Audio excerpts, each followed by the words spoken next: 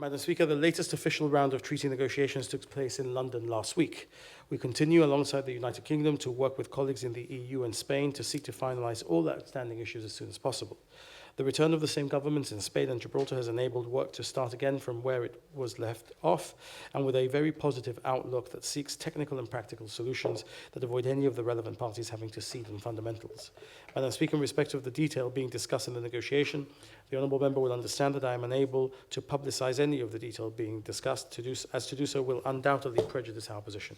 I would, however, add that we are, of course, taking matters beyond the New Year's Eve agreement, as that was a framework and not the treaty itself, although it did mention the possibility, if not the necessity, of an agreement on the airport in Clause 17.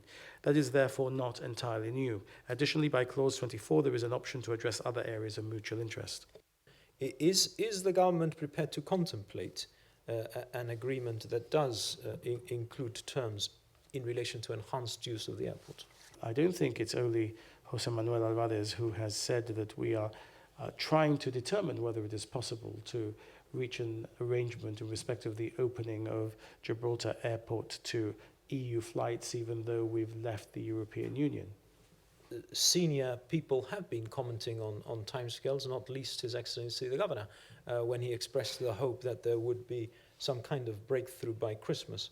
I wish to see an agreement before last Christmas, and I would like to see an agreement before this Christmas. I would like to see an agreement. But what I want to do is to do the right agreement.